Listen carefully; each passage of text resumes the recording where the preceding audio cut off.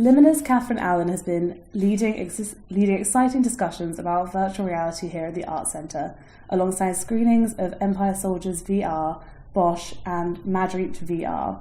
Her colleague is here to now tell us a little bit more about the Limina company and the theatre event that Catherine Allen has curated. So hi there, how are you? I'm good, thank you. Yeah. Good. So we've got a couple of questions today about the Arts Centre, the exhibition that's been happening, how it relates to the company in general. So I was just wondering if you could please tell us a little bit about the company Limina Immersive and the pop-up VR theatre events that you've been holding here at Warwick. Okay, great. I'll just introduce myself a little bit. Please do. So I'm Helen. I'm a student at Bristol University actually, and I came across Limina because I'm based in Bristol, and that's where they are based at the Pervasive Media Studio. And Limina Immersive is all about finding a way to get VR to broader audiences, and this is usually through what they call as a VR theatre.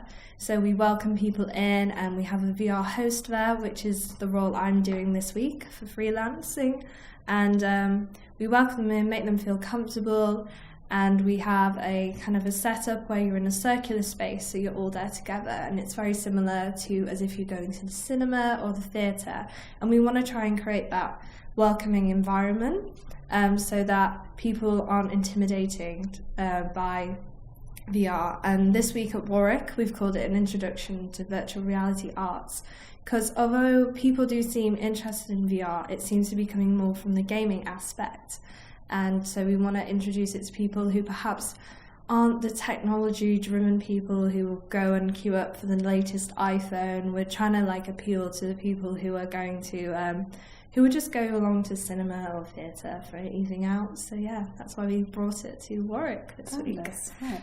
Yeah, because I went to go see the exhibition yesterday. I saw the surrealism one, and it was fascinating. So what made you interested in using VR as a medium, and how do you think it will become integrated into the contemporary art scene?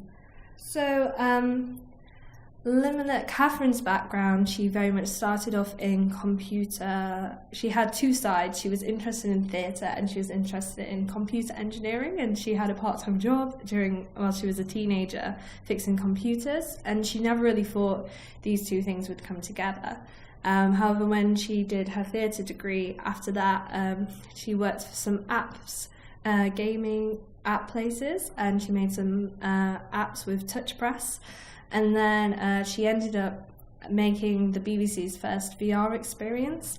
And because you're in this 360 environment, you suddenly have to think, rather than as a film person or a gamer who's used to a screen, you have to think about the whole environment. And so suddenly things like theatre became really accessible, and she realised how much more similar it is to that than perhaps gaming and film.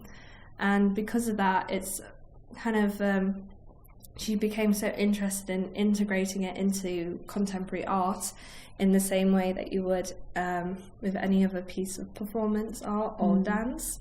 So yeah, I'm just thinking. I guess it's quite like installation art in some ways, and that it's a very immersive experience. You can sort of get involved with it. Yeah, a lot of VR at the moment in terms of arts, so we're focused more on art, so content, kind of narrative-based driven stuff, rather than some of them do involve interaction, but a lot of them it's more like you just sit back and a narrative is told kind of like a film, and because of that, a lot of it is popping up in museums and art spaces, and you usually find them in foyers. And sometimes they're made in conjunction with a theatre performance, but we kind of want to separate it from that. And you find if they're in foyers of art spaces that people start to get watched who are in the VR seats. Yeah. And that kind of takes it away from the content itself and its position in the contemporary art space. Can make you feel quite anxious as well if you feel like someone's watching you when you're doing it. And you find that suddenly it becomes a gimmick, and it's more about, they're wearing the VR headset, rather than, what are they actually watching and what are they experiencing? And And I think so that's why Catherine sees this as a kind of an issue. I mean, it's an advantage because it's going out there, but it's also an issue in some ways. And so by bringing it into a VR theatre where you're taken out from public view, and then you have a steward and a host there to welcome you in, and you know you're not going to be watched. And I think it allows people who are less familiar to just relax into it and watch the content without thinking too much about the headset. Yeah, but I totally agree. Yeah, because it felt very relaxed yesterday, which I really liked, because I was so worried that it was going to be in a very heavily lit room, and everyone was going to be sort of watching me have my experience. And what I really liked was that we were all sat in a circle, everyone puts the headset on at the same time, it's very dark, so you do feel like you can just shut off your other senses, you don't have to worry about that. And we try and we made the point that we set you all off at the same time once everybody's comfortable, so you feel like even though you are in this kind of, because once you put a headset on, it is kind of an isolating experience, because it transports all your senses somewhere else, and you can't see the people next to you for a lot of experiences. Some are like that, but they're like the higher end ones. So when we reassure you that you're all going to experience it at the same time, I think it kind of still gives that sense of community in the space. Yeah, I think that's definitely true. What about, you may not know, which is fine, doing more virtual reality where it is slightly more interactive? Is that something that you guys are looking at? Is that a long way away as regards to technology? I mean, as part of Limit Immersive's aspect, it's just focusing on the broader audience, so people who wouldn't initially appeal to that. There is a definite interest in that, like gaming takes up most of the VR industry at the moment. I think it's about 70% of it. The media and arts is expecting to increase a lot in the next 5 years or so, but in terms of the gaming side of it, there is a lot of technology which is like that, where you will put your headset on and you'll go into a space, and it might be a set room, and you can see the way that it's tracked. You have like augmented images of the other people in the room. Right, okay. And some can be like, it'll just be like a tracker, like a silhouette, or it could be, I know there's a Star Wars exhibit happening in London at the moment, and you go in and you actually look at your hands, and they're stormtrooper hands, and you look at the other people and they're stormtroopers. Oh, right, wow. And so there's different, but obviously the time and the money and the funding that goes into them, it changes. And with Limina, with what we want to do is that you sit down, it's more of like a theatre experience, a cinema experience where you sit down. The content we're looking for currently is a lot more just at the other end, where it's just based on arts-based content rather than that sort of interaction. Sure. But the idea is that we'll eventually have this set way of producing an exhibit, and then the idea is that we'll take it out to other art centres, so we could come and teach it to Warwick Arts Centre stewards, and then we tell them what's the best place to get the equipment, what you need for it, how you need to do the training, and then the idea is that they can then put on their own VR theatres. Oh, that'd be fun. So that's how we're doing it, whereas a lot of these ones which have like the tracking of other people and stuff, they're usually one-off ones, and they need a lot more money in them. But it's more entertainment as well. It's definitely like, and they're good, they're great, and they're very popular, but it's a different kind of experience.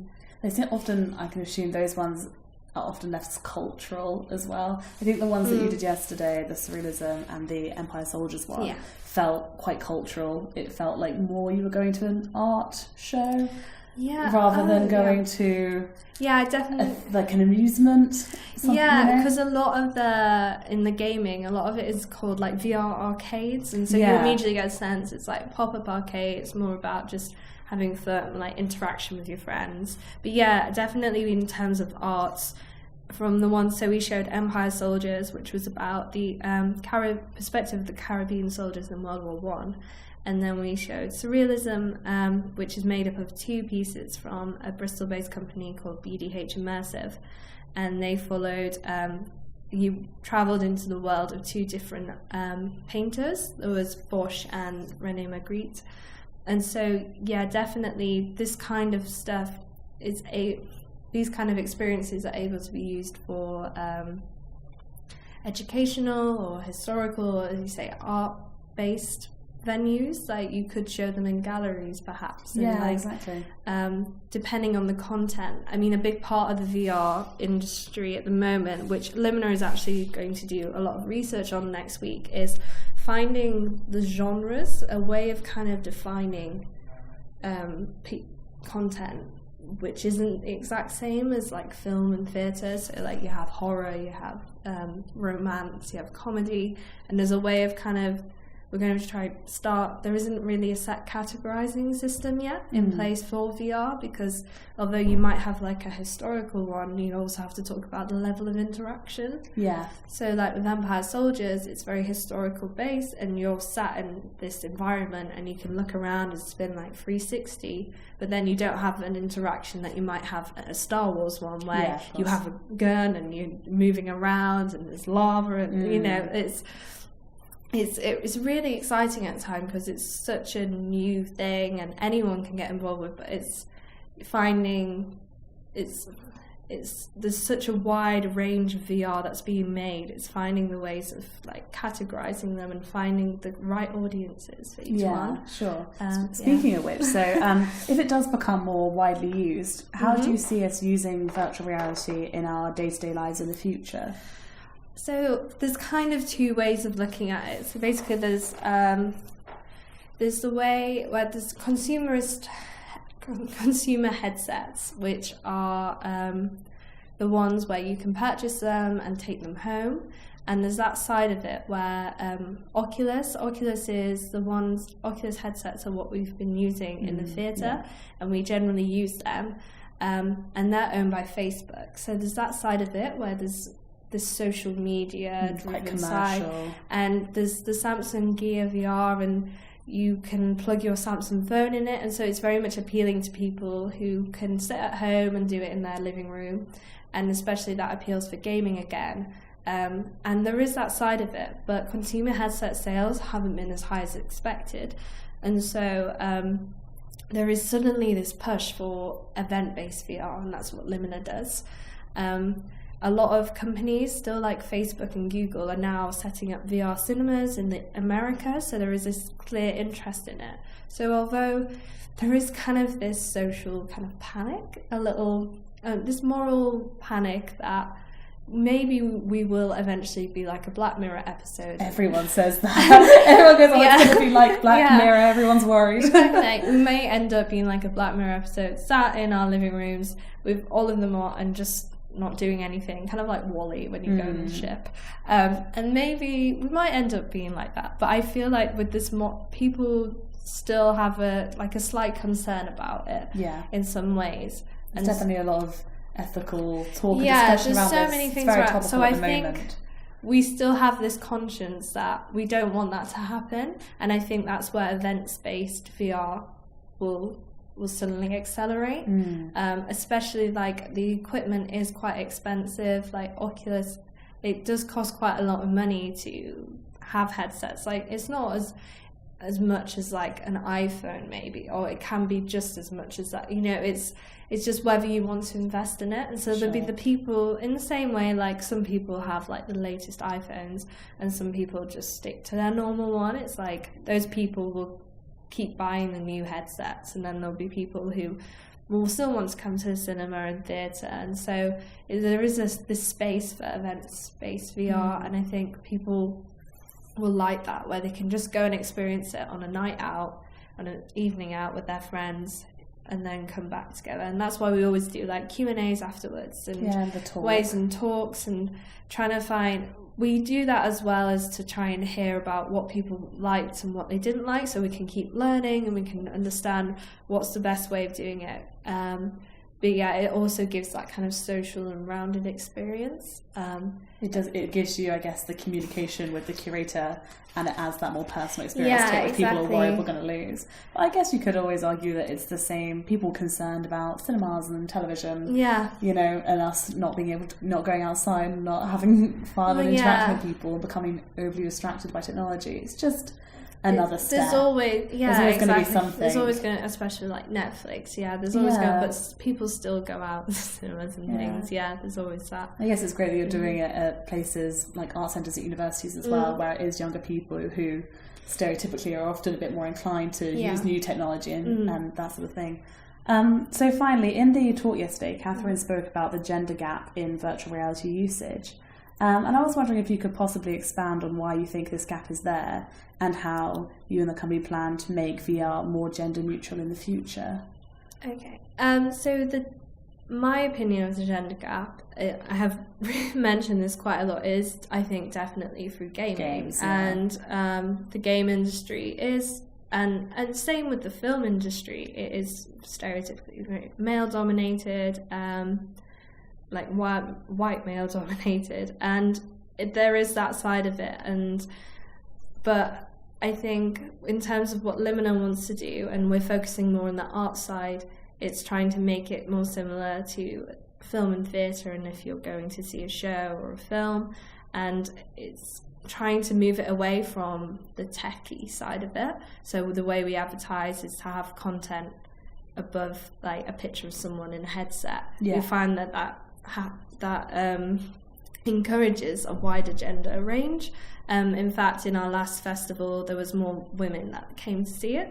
Oh, right. And actually, everyone who has had there's 3 full-time people in the company, and then I freelance, and we're all women as well. So we are trying to push and try and redefine the gender gap, because the good thing and bad thing about VR is it's so new, so we can set it up straight away, and Catherine has already done like this diversity campaign to try and establish it before it suddenly becomes like affirmed. Unlike the film industry that it's constantly trying to battle with because of the past. But of course at the moment people still identify it with gaming and techie, and like, oh, it's just headsets, like, I'm not interested. So I think with time people will realize there are other ways of experiencing VR, and hopefully the gender gap won't be as big, and hopefully eventually it might balance out.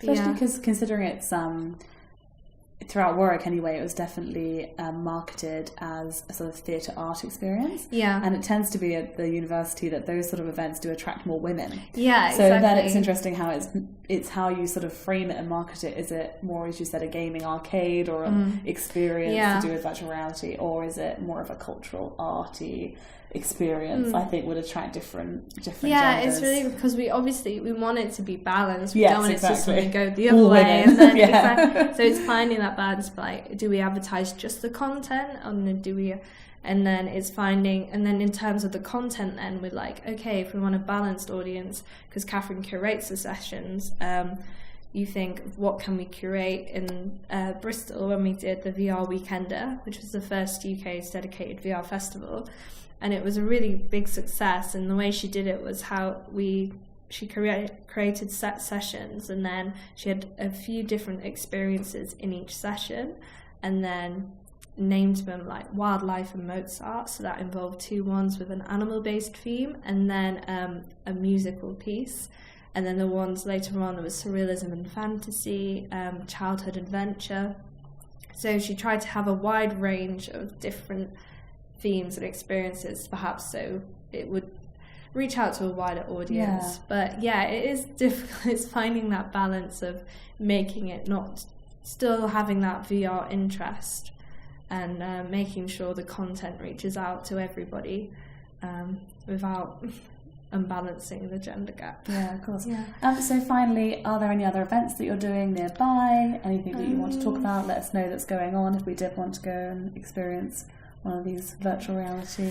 I don't, in this area, I know Birmingham has a lot happening at the moment, and Leamington Spa apparently is a gaming hub, so a lot of people who actually came to the festival this week were like, we've done VR before, and we were so surprised, because in Bristol, where you think when it's right in the city centre, and where we did it was in a cinema. You think a lot of people might have experienced it, and we had a lot more beginners that time, and so there's definitely a lot happening around here, which is really exciting. I think it's more in the gaming aspect, but still, and Birmingham are really trying to push it, and I think they're doing more things in the city centre and art galleries, so it's definitely worth keeping an eye out there in that area. And we're hoping to start, we're starting a Limina Academy and going to start training and teaching arts places. For now, we're focusing on research, so like categorising the content, but I think there'll be a few more events popping up, and hopefully maybe one in London or again in Bristol. So yeah, watch this space. Yeah, absolutely. Well, thank you so much for coming and talking to Raw. That was really interesting. It was great to meet you. Thank you, George. You're welcome. Thank you.